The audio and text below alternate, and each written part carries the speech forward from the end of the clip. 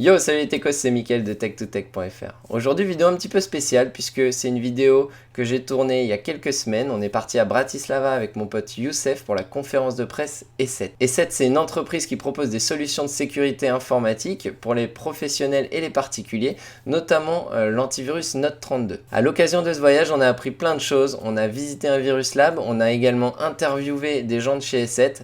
Donc je vous laisse découvrir tout ça dans la vidéo qui suit.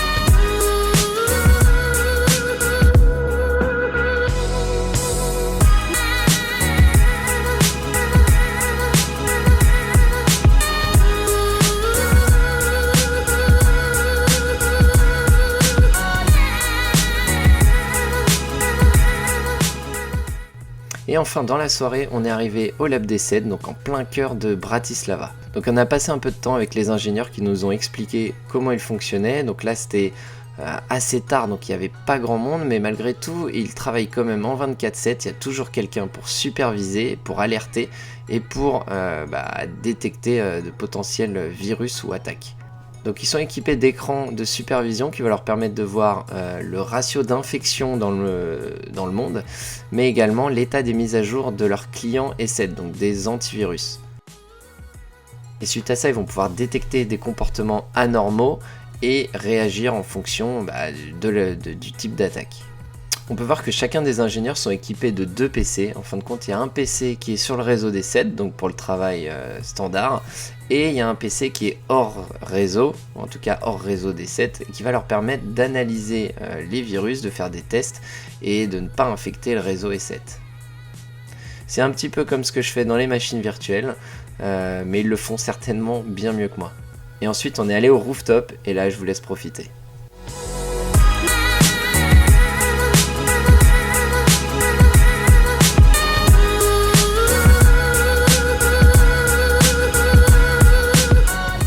Ouais, il n'y a pas à dire, c'était une ville vraiment cool, Bratislava. Le lendemain, c'était la conférence de presse E7, donc c'était une journée super chargée, mais on en a profité pour apprendre plein de choses, c'était vraiment top. E7 a pris le temps par exemple de revenir sur WannaCry, ils nous ont expliqué un petit peu comment ils ont travaillé à ce moment-là.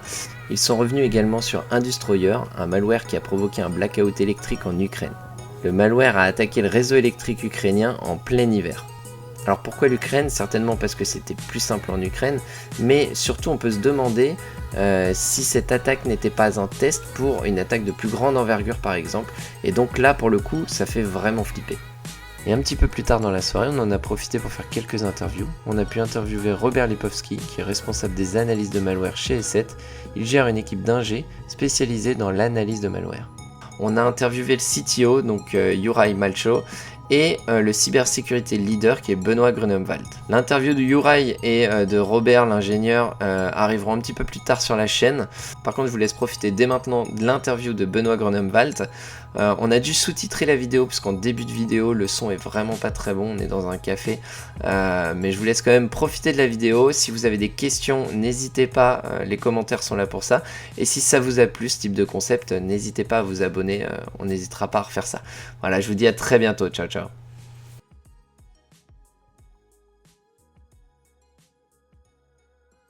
Salut les techos, on se retrouve aujourd'hui à Bratislava, au Binarium, pour la conférence de presse E7.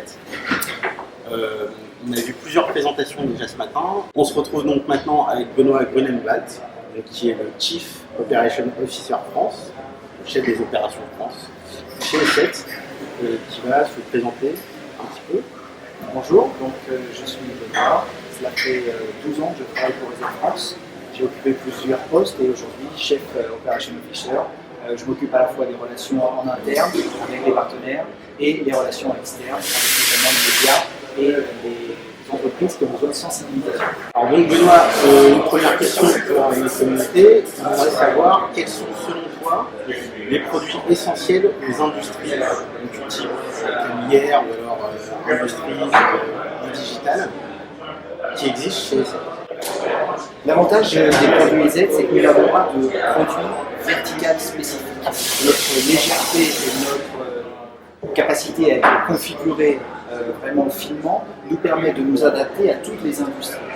On va avoir besoin d'expertise pour venir paramétrer les solutions de sécurité pour les adapter à l'usage. Et les industries en font partie. On a vu durant la présentation de ce matin un malware qui s'appelle Industroyer, qui a touché l'Ukraine et qui a créé un blackout électrique. Quelles ont été les actions d'ESET à propos de ce malware et de l'énorme impact qu'a eu ce malware? Ce malware est déjà vraiment exceptionnel parce qu'il touche des systèmes industriels qui, de par leur conception, n'ont pas forcément été prévus pour être protégés face aux menaces actuelles. On s'aperçoit également que les répercussions de ce malware ont une ampleur et une amplitude qui n'est pas connue, mis à part Stuxnet. Pour nous, c'est vraiment le nouveau Stuxnet.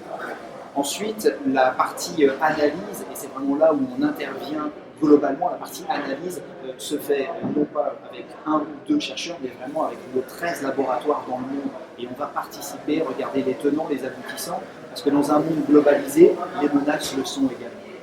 Ce que l'on voit, c'est que lorsque l'on s'attaque au système industriel, la conséquence n'est pas juste matérielle, financière, elle peut également être humaine. Là, on a privé des personnes, des habitants, d'électricité pendant un mois où il fait très froid dans une région qui est assez inhospitalière durant cette période, et ça a des conséquences sur des familles qui sont vraiment importantes. Alors notre deuxième question, c'est l'évolution des infections par email et sur le web. Qu'est-ce qu'ESET prévoit pour 2018? Alors, sans être pessimiste, d'une manière générale, 2018 sera, comme toutes les années précédentes, une bonne année, une bonne cuvée certainement pour les pirates. Bien entendu, nous on est là pour les contrer, on est là pour les trouver, les identifier, et on a même réussi à aller jusqu'à l'arrestation, participer à l'arrestation et la condamnation de pirates. Et c'est pour nous vraiment important de faire le lien entre le monde virtuel dans lequel ils opèrent et le monde réel dans lequel ils habitent et les conséquences réelles qui impactent sur nos vies tous les jours. En ce qui concerne particulièrement le web et les emails, sur la première partie, le web, c'est qu'il ne faut pas oublier qu'un serveur avec une mauvaise configuration est souvent la porte d'entrée aux pirates qui vont l'utiliser pour pouvoir rebondir, se cacher, mais surtout distribuer soit des menaces, des webkits, etc. Et notamment dans les chevaux de Troie bancaires, si je ne prends que cet exemple-là, eh bien on va pouvoir, grâce à la maîtrise du serveur, injecter des sources de code qui vont permettre de modifier le comportement des pages, soit sur lesquelles on est, soit sur lesquelles on va aller. Donc voilà, je rappellerai quand même que l'utilisateur doit être formé, doit être informé, doit être conscient de ce qui peut lui arriver, mais les administrateurs sont les premiers à prendre conscience qu'ils sont porteurs, s'ils sont mal protégés, des menaces. Ça, c'est vraiment important. Et pour les emails, on sait que l'email est le vecteur principal d'infection pour déployer des menaces, pour faire du social engineering, pour atteindre finalement notre... Alors certains l'appellent le maillon faible, je pense qu'il faut modifier sa vision et plutôt le voir comme le dernier rempart. En tout cas, pour notre communauté, ce qui est sûr, c'est que les emails, c'est la chose la plus compliquée à gérer, côté utilisateur, mais aussi côté administration. Parce qu'on a des anti-spam, on a plein de moyens de bloquer plus ou moins les infections via email, mais at the end of the day, c'est par email que les infections arrivent. Oui, et on va se rajouter une couche supplémentaire, c'est le chiffrement. Si on commence à discuter de sujets intéressants, eh bien on va se chiffrer, on va discuter de manière chiffrée. Ce qui veut dire que normalement, à part nous, personne ne pourra lire ou voir le contenu du message. Et c'est également un vecteur qui va faire que les menaces pourraient l'utiliser pour se propager. C'est là où on va voir que le endpoint, la protection du terminal, n'est pas morte. Certains disent l'antivirus est mort. Pourquoi pas? Tel qu'il existait il y a 20 ans, oui, l'antivirus est mort. Mais aujourd'hui, l'antivirus existe toujours, on l'appelle plus comme ça, on va l'appeler endpoint protection, on va l'appeler EDR, on va avoir différentes caractéristiques, mais on va toujours avoir besoin de protéger l'utilisateur final, le terminal, sur lequel au final, si on commence à voir du chiffrement, tout va être chiffré de bout en bout, sauf au moment où on a besoin d'utiliser. Quand c'est chiffré, moi je vois rien, je ne comprends pas. Si tu veux lire mon message, il y a un moment, il va falloir que tu appuies sur le bouton pour le déchiffrer. Et là, si c'est une menace, tu as besoin de les problèmes. Alors, on va poser maintenant une question qui nous vient de nos followers. Question très intéressante. Qu'est-ce qu'essaie de prévoir en termes de console SaaS pour les prochains mois ou 2018 ou 2020? Oui, c'est un sujet qui peut paraître assez simple, mais qui est assez complexe, dans la mesure où, à partir du moment où on met à disposition des outils sur lesquels l'utilisateur va gérer sa sécurité, ça veut dire qu'on va récupérer une partie de la responsabilité de la gestion des droits et de sa sécurité, non pas uniquement sur les produits qu'on délivre et qui vont sur le poste de travail et qui vont sur les serveurs, etc., mais vraiment sur la partie infrastructure et accès à ces données. Donc, avec le RGPD, avec de nombreuses informations, et ne serait-ce parce que ce sont des informations critiques, eh bien, on va fournir une infrastructure qui se veut sécurisée en termes d'accès, et notamment grâce à l'authentification forte, du double facteur, de SMS, etc., et également en termes d'infra en MD. Donc on y va doucement mais sûrement, et ça c'est toujours la devise des aides. On ne sort pas un produit juste parce qu'on dit que c'est la période et qu'il faut sortir un produit. On sort un produit quand il est complet, et surtout qu'il répond à des exigences de sécurité et de qualité qui sont les nôtres depuis des années. Donc on y va, mi-2018, on attend une console cloud pour nos utilisateurs, petits, moyens et pourquoi pas très grandes entreprises qui peuvent utiliser du cloud à partir du moment où il est dans le respect d'un certain nombre de règles et d'exigences. Ok, super. Une dernière petite question. Alors, comme beaucoup de gens, j'avais installé CC Cleaner. Est-ce que je devrais continuer à l'utiliser ou est-ce que je devrais le désinstaller? C'est une question qui fait sourire, mais ça ne devrait pas. Ça ne devrait pas parce que on voit que le monde numérique est fait d'aléas. On a vu Médoc notamment, société qui s'est fait pirater avec des systèmes d'APT, où on a vu que les pirates sont rentrés, restés longtemps et ont vraiment énuméré, pris position. Et à un moment, ils ont activé une mise à jour sur le serveur officiel de mise à jour qui a ensuite été la dispersée chez les différents clients. C'est bien la question, c'est est-ce qu'on peut faire confiance aux éditeurs aujourd'hui? Il y a aussi sur les applications mobiles, alors je sais que cette travaille sur Android, et la mise à jour de WhatsApp qui avait été plus ou moins...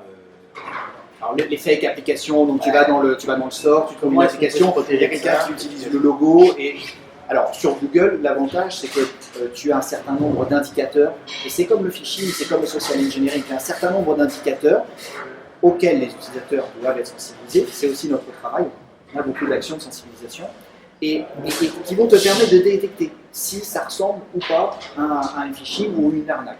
C'est-à-dire que si aujourd'hui je te donne un billet 200 € que j'ai photocopié, en 2 secondes, tu n'as même pas besoin de le toucher. Tu vas dire attends, là j'accepte le problème. Il y a un problème. Dans l'email, dans les sites web, dans les stores, on est moins aguerri que sur quelque chose qui a quelques dizaines, centaines d'années. Donc il faut que l'on arrive à prendre en main ça. Et pour en revenir à ta première question, la confiance numérique, et c'est ce qui va vraiment nous permettre d'avancer dans le futur. Aujourd'hui, je vois que tu as un cahier, c'est très bien. Ça pourrait paraître un peu old school. C'est un peu old school, c'est pas très sécure aussi. C'est pas très sécure non plus, tu peux l'oublier ici, tu peux. Voilà. Donc, mais en même temps, si tu vas dans le cloud ou si tu vas dans le numérique, tu peux aussi faire face au même problème. Il n'y a pas de création de. Il y a des créations de nouvelles techniques, il y a des créations de nouveaux problèmes, mais finalement la problématique reste la même. Et là, tu vas avoir un problème de confiance qui va se transformer vers la confiance numérique. Et si on veut continuer à aller dans le numérique, je crois que de toute façon on n'a pas le choix, il faut augmenter le niveau de confiance. Et le niveau de confiance, c'est des éditeurs réputés, ils êtes à 30 ans cette année, donc ça fait quand même un certain temps qu'on est dans le numérique, qu'on est dans la sécurité. Et donc, on peut faire confiance à différents éditeurs qui peuvent parfois être victime voilà, d'une erreur humaine, d'une mauvaise configuration, d'une modification. Voilà, il y a plein de facteurs qui peuvent demain faire qu'une société, quelle qu'elle soit, peut être victime de problèmes, quels qu'ils soient. On a dans notre histoire très très peu de faux positifs par exemple, et très très peu d'actions qui sont néfastes sur le poste utilisateur. Quand tu as ce type d'agissement qui arrive, et bien, ce qu'il faut c'est réagir très vite, trouver l'origine et surtout mettre en place les procédures et les actions qui vont faire que ça ne se reproduira pas. Et la dernière fois où on a eu un souci sur une mise à jour, ça remonte à un grand nombre d'années. Et on croise les doigts, on touche du bois, les procédures les procédures et les hommes qui sont autour font que on est à un risque minimal et qu'on augmente donc la confiance de nos solutions et de notre infra vis-à-vis de nous. Super, écoute, merci Benoît. Avec plaisir. Ravi Bienvenue à d'avoir Bratislava. Profitez du soleil, il fait On va moins profiter 1. aussi un petit peu de la méthode de pêche qui est très belle. Merci.